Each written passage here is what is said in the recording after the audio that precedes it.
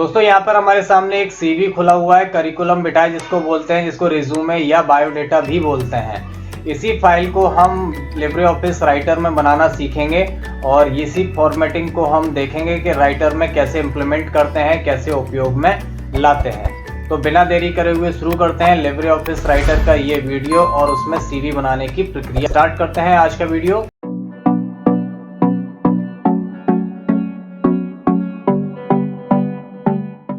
तो दोस्तों रिज्यूमे बनाने के लिए हमारे पास कुछ डेटा होना चाहिए, जैसे नाम हो गया, हमारे एजुकेशनल सारी डिटेल हो गई, हमने कहाँ से 10th-12th किया था, ये सारी इन्फॉर्मेशन हम लोगों के पास होनी चाहिए। मार्क्स की डिटेल होनी चाहिए, एक्सपीरियंस की डिटेल होनी चाहिए, पर्सनल डिटेल सारी, डेट ऑफ बर्थ है, ये सारी चीजें होनी चाहिए। अब ये होनी क्यों चाहिए? क्योंकि जब भी हम सीवी बनाते हैं तो CV is the combination of personal and qualification detail, यानी किसी के भी सीवी में उसकी पर्सनल डिटेल होती है और उसकी एजुकेशनल या क्वालिफिकेशन डिटेल भी होती है, इसलिए हमारे पास ये जानकारी होनी चाहिए। तो हमने ये जानकारी पहले से टाइप करके रखी हुई है। अब इसी को हम फॉर्मेट करते हैं और देखते हैं बायोडेटा कैसे बनाते हैं। चलिए स्टार्ट करते हैं। सबसे पहले हम फॉर्मेटिंग करना शुरू करते हैं, क्या करना है वो देख लेते हैं। गौर से देखिएगा, एक भी स्टेप स्किप मत करिएगा। सबसे पहले हमने यहाँ पे नेम, एड्रेस और उसका फोन नंबर, ईमेल आईडी को सिलेक्ट कर लिया है। इसको सिंपली हम साइज दे देते हैं, यहाँ पे 14 पॉइंट साइज दे दिया। इसको यहाँ से हमने बोल्ड कर दिया और इसका फॉन्ट का स्टाइल दे दिया हमने, यहाँ पे हमने टाइम्स न्यू रोमन करके इसको स्टाइल दे दिया। ये हो गया। इसके बाद हम यहाँ पे एक ईमेल आईडी के बाद एक जगह छोड़ देते हैं और यहाँ पे सिंपली एक डॉटेड लाइन ड्रॉ करते हैं। यहाँ पे हमने डैश डैश बना दिए बहुत सारे मल्टीपल, तो ये लाइन ड्रॉ हो गई और लाइन को हम यहाँ आखिरी तक ड्रॉ कर देते हैं। यहाँ पे जो करिकुलम विटाए लिखा है, इस करिकुलम विटाए को सिलेक्ट कर लिया हमने और सिलेक्ट करने के बाद इसको यहाँ पे हमने सेंटर अलाइनमेंट कर दिया। इसको एक अंडरलाइन भी कर देते हैं। अभी अगली लाइन है करियर ऑब्जेक्टिव, तो हमने करियर ऑब्जेक्ट को सिलेक्ट किया, इसको यहाँ पे बोल्ड किया, इसका साइज यहाँ पे हमने उठा के 14 पॉइंट कर दिया और इसको ऐसे ही छोड़ देते हैं। अब यहाँ पे ये जो लाइन लिखी है इसके बीच में हम एक इंटर दे देते हैं, लेकिन इंटर का अगर जगह आपको ज्यादा लग रही है तो आप इन दोनों को सिलेक्ट करके इन दोनों के बीच की लाइन की स्पेसिंग को थोड़ा बहुत कम ज्यादा कर सकते हैं। यहाँ पे लाइन स्पेसिंग के ऑप्शन को आप यहाँ पे इसको कर देते हैं 1.15, इतना स्पेस हमें ठीक लग रहा है। यहाँ पे सिंपली हम फिर से इंटर प्रेस करते हैं और इसके बाद अगली लाइन आती है एजुकेशनल क्वालिफिकेशन, इसको भी बोल्ड कर देते हैं, इसको भी साइज इसका 14 कर देते हैं। लेकिन देखिए ये जो बीच का कंटेंट लिखा हुआ है इसे हम बोल्ड नहीं करेंगे, ना ही इसका साइज बढ़ाएंगे, इसका ये साइज 12 ही रहेगा और ये बिना बोल्ड के रहेगा। एजुकेशनल क्वालिफिकेशन को हमने बोल्ड कर दिया है और 14 पॉइंट साइज भी कर दिया।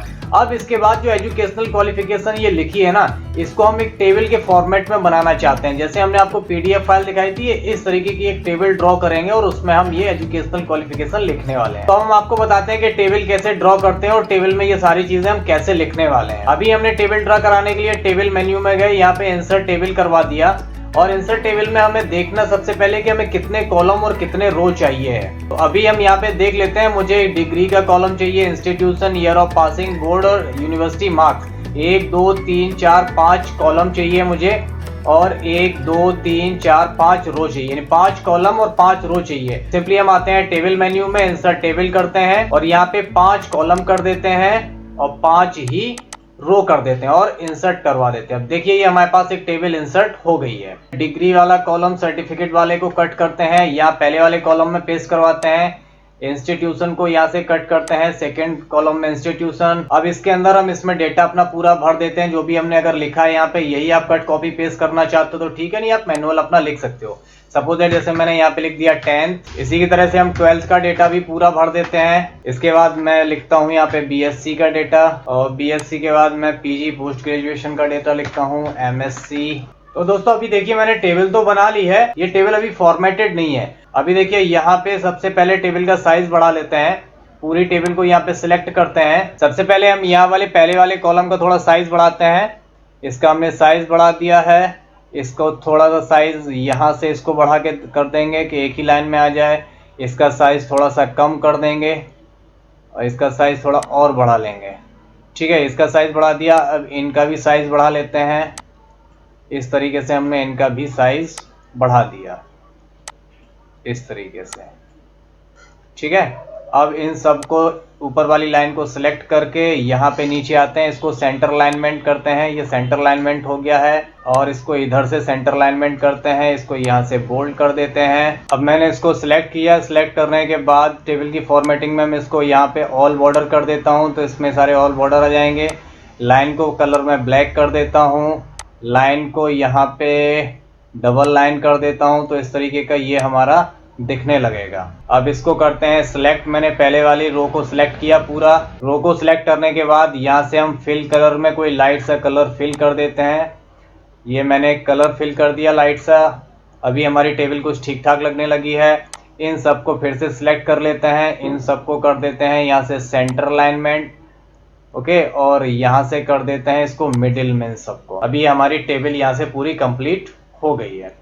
अब आते हैं हम अगले कॉलम पे। अगला कॉलम यहाँ पे हमारी अगली लाइन है अचीवमेंट की। अचीवमेंट को सिलेक्ट करते हैं, यहाँ पे पॉइंट इसका साइज करते हैं 14, इसको बोल्ड करते हैं और यहाँ पे एक इंटर प्रेस करते हैं और ये हमारा अचीवमेंट जो लिखा हुआ है यहाँ पे ये अचीवमेंट हो गया। अचीवमेंट के बाद नेक्स्ट आता है यहाँ पे दोस्तों ये एक्सपीरियंस का भी हमने साइज 14 कर दिया, बोल्ड कर दिया। इसके बाद अब यहाँ पे 2 एक्सपीरियंस लिखे हुए हैं। इन 2 एक्सपीरियंस के लिए मैं क्या करता हूँ, यहाँ पे एक बुलेट लगा देता हूँ इन दोनों के लिए।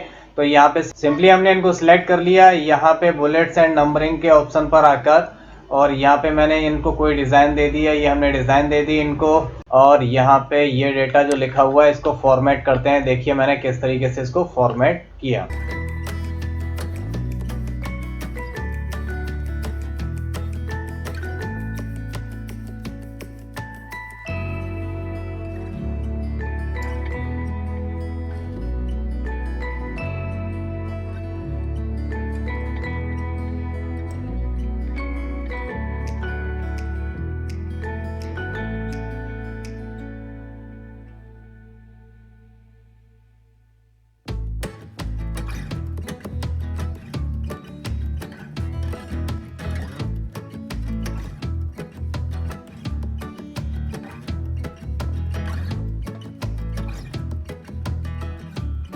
हो गई, ये नेम फॉर्मेटिंग हो गई है। इसका साइज हम एक जैसा कर देते हैं, इसको 12 पॉइंट ही साइज रखना है।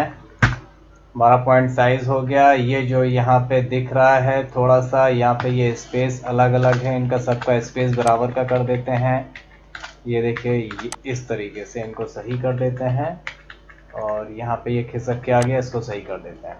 इस तरीके से हमारी फॉर्मेटिंग हो गई। अब अगली लाइन आती है डिक्लेरेशन की। डिक्लेरेशन को सिलेक्ट करते हैं, इसका साइज यहाँ से 14 करते हैं, बोल्ड करते हैं और यहाँ पे एक इंटर प्रेस करते हैं। ये डिक्लेरेशन हो गई। डिक्लेरेशन के बाद अगली लाइन आती है ये एड्रेस का।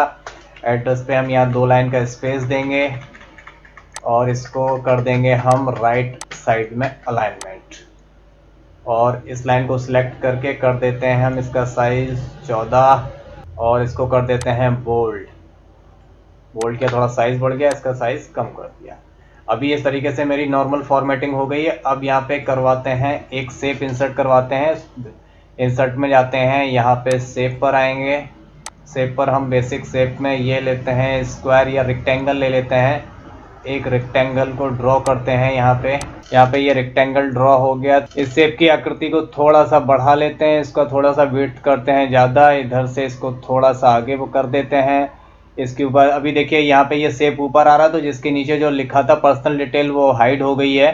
तो इसको राइट क्लिक करते हैं, अरेंज पर आते हैं, इसको करते हैं सेंड टू बैकग्राउंड। बैकग्राउंड में भेज देंगे इसको, तो जो लिखा है वो ऊपर आ गया। अब इसी के हिसाब से मैं इसको थोड़ा सा एडजस्ट कर देता हूँ। देखिए इसको यहाँ से इसका साइज इस तरीके से कर देंगे, ये सेंटर में आ गया, ये इस तरीके से। अब इसी तरीके से हमने दोबारा से इंसर्ट करवाते हैं। शेप को इंसर्ट करवाया, बेसिक शेप में रेक्टेंगल लिया, रेक्टेंगल इसी के ऊपर ड्रॉ करवा दिया। इस तरीके से हमने इसको ड्रॉ करवा दिया। इस पर राइट क्लिक किया, इसको अरेंज टू बैकग्राउंड कर दिया और थोड़ा सा इसका ऊपर का साइज बढ़ा दिया, सेंटर में आ गया। इसी को हमने कॉपी किया। कॉपी करने के बाद यहाँ अचीवमेंट पर आके हमने यहाँ पेस्ट कर दिया, तो ये यहाँ आ गया।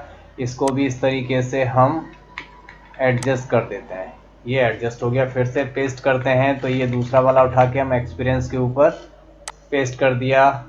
इसी को फिर से कॉपी किया और इसको पर्सनल डिटेल के ऊपर आके पेस्ट कर दिया। यहाँ पे ये देखिए पर्सनल डिटेल के ऊपर मैंने कर दिया। इसी को कॉपी करके या फिर से पेस्ट किया तो ये आ गया, इसको डिक्लेरेशन के ऊपर पेस्ट कर देते। अब दोस्तों इसमें एक फॉर्मेटिंग रह गई है पेज का बॉर्डर लगाने का। तो बॉर्डर लगाने के लिए हम क्या करते हैं ये और देख लेते हैं। तो दोस्तों अब इस पेज में बॉर्डर लगाते हैं। पेज बॉर्डर लगाने के लिए फॉर्मेट मेन्यू के यहाँ पे पेज स्टाइल पर जाएंगे और यहाँ पेज स्टाइल पे ये बॉर्डर का ऑप्शन आता है। यहाँ पे ये देखिए बॉर्डर लिखा है, यहाँ पे अभी नो बॉर्डर सिलेक्ट है। यहाँ पे हम ये ऑल बॉर्डर पे क्लिक करेंगे, ये चारों तरफ बॉर्डर लग जाएगा। यहाँ से हम इस बॉर्डर की स्टाइल लेते हैं। यदि हमने ये स्टाइल ले ली, इसका लाइन का कलर ब्लैक ही रहने देते हैं। थोड़ा लाइन की विड्थ बदल लेते हैं, थोड़ा सा थिक कर देते हैं, 2.25 मोटी कर लेते हैं या इस तरीके की कर लेते हैं और यहाँ अप्लाई करते हैं और ओके कर देते हैं। इस तरीके से देखिए हमारे पेज में बॉर्डर भी लग गया। ओके, तो इस तरीके से मेरी सारी फॉर्मेटिंग हो चुकी। अब यहाँ पे आखिरी काम बचता है कि इस राइटर की फाइल को, जो राइटर में है, इसको पीडीएफ में कैसे सेव करें। उसके लिए सिंपली आप फाइल मेन्यू में जाएंगे और यहाँ पे एक्सपोर्ट एज पीडीएफ लिखा है, ये ऑप्शन पे क्लिक करेंगे और यहाँ पे ये सारा ऑल पेज कर देंगे और इसको कर देंगे हम एक्सपोर्ट। और यहाँ पे ये विंडो खुल रही है एक्सपोर्ट की, तो हम यहाँ डेस्कटॉप पे इस फाइल को अपने यहाँ पे सीवी का नाम दे देते हैं और इसको सेव कर देते हैं। ये देखिए हमारी सीवी के नाम से फाइल सेव हो गई है। ओके, देखिए यहाँ पे ये फाइल आ गई जो मैंने अभी राइटर में बनाई थी, वही फाइल सीवी की फाइल राइटर से पीडीएफ में कन्वर्ट हो गई है। तो दोस्तों उम्मीद करता हूँ आपको लिब्रे ऑफिस राइटर में सीवी बनाना, अपना बायोडाटा या रिज्यूम बनाना, उसकी फॉर्मेटिंग करना अच्छी तरीके से समझ में आ गई होगी। और यदि इसमें कोई प्रॉब्लम है तो प्लीज़ कमेंट में ज़रूर बताइएगा ताकि मैं आपके लिए उस प्रॉब्लम का सॉल्यूशन लेके आ सकूं।